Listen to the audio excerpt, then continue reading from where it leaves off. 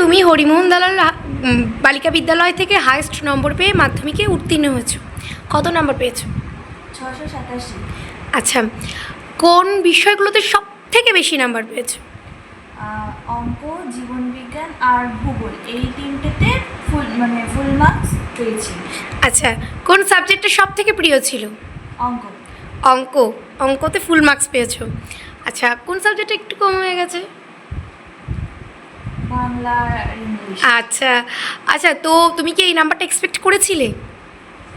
তার থেকে একটু বেটার এক্সপেক্ট করেছিলে? দেখো, মাধ্যমিকের পরীক্ষার পরে অনিতা দুটো দিক খুলে যায়, একটা সায়েন্স, একটা আর্টস। পরবর্তীকালে কী নিয়ে পড়ার ইচ্ছা আছে? সায়েন্স। কোন সাবজেক্ট?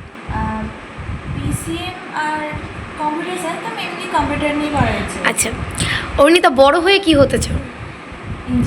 ইঞ্জিনিয়ার। আচ্ছা অনিতা, এই দেখো, তুমি যেহেতু একজন মেধাবী ছাত্রী, সেখানে তোমাকে একটা প্রশ্ন রাখছি।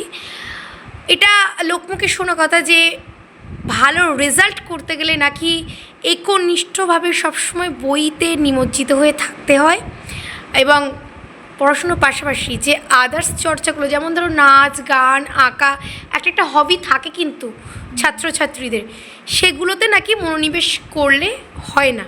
তুমি কি এটার সাথে একদম সহমত যে পড়াশুনো মানে শুধুই পড়াশুনো, আদার্স নাচ গান এগুলো করলে ভালো রেজাল্ট করা যায় না, মনটা সেদিকে ঠিকঠাক বসে না, এইরকম যে প্রবাদ বাক্যগুলি আছে, তুমি কি তার সাথে একদম সহমত? পুরোপুরি না, কারণ সত্যি কথা বলতে পড়াশোনা মানে কি মনের পুষ্টি, মনের বিকাশ। সেখানে অবশ্যই জয়ফুল লার্নিং একটা থাকে। এবার আমি সারাদিন শুধুই বই পড়ছি, আদার্স আমার গান বা আঁকা কিছু ভালো লাগে, সেটা যদি সারাদিন আমি একটু হলেও চর্চা করি, তাহলে খুব বেশি অসুবিধা একদমই হয় না।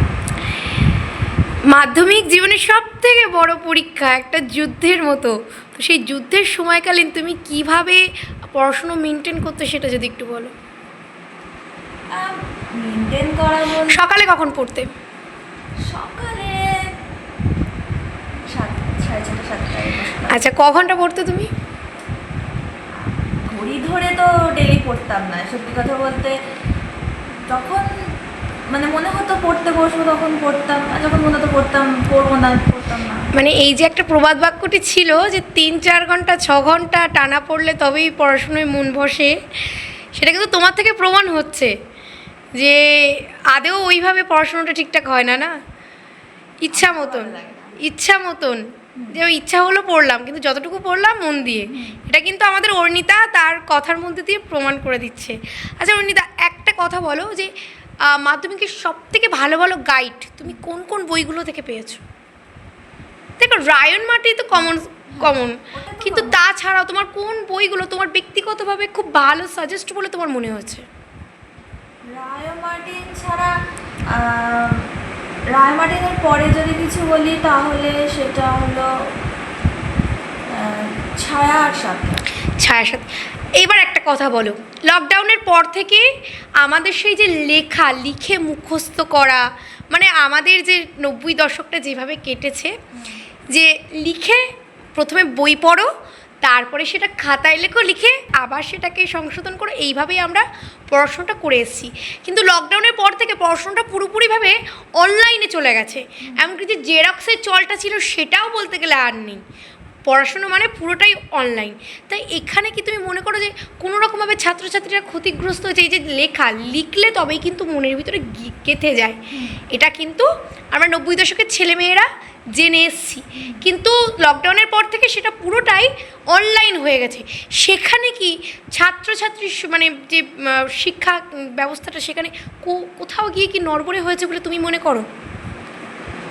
কিছুটা তো অবশ্যই, কারণ অনলাইনে জিনিস হাতের মুঠে এসছে, সময় বেঁচেছে, সব কিছু, কিন্তু বই হাতে পড়ায় যে হার্ড কপি বা বইয়ের পাতার যে ফিলিংসটা, সেটা অনলাইন কোনোদিন দিতে পারে না। তো এটা আমি সবসময় বিশ্বাস করি যে আমি অনলাইনের থেকেও বেশি হার্ড কপির বই পড়াটা বেশি প্রায়োরিটি দিই। তুমি কি সবসময় বইটাই পড়তে? হ্যাঁ, অনলাইনে একদম কম পড়েছি। লেখা? হ্যাঁ, যেগুলো মনে হতো যে এগুলো শুধু পড়ে মুখস্থ হবে না, এগুলো আমাকে মনে করতে গেলে আরেকটু বেশি এফোর্ট দিতে হবে, সেগুলো লিখে মুখস্থ করতে। তোমার নাম আরেকবার বলো। অর্ণিতা মল্লিক। কোন স্কুল থেকে ভালো রেজাল্ট করেছো? Basirhat HMP girls high school.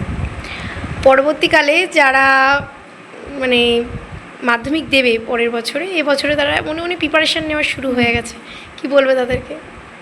সবার আগে বলবো যে পড়াশুনো নাম্বারের থেকেও বেশি পড়াশুনোটাকে ভালোবেসে করতে, তারপরে তো নাম্বার।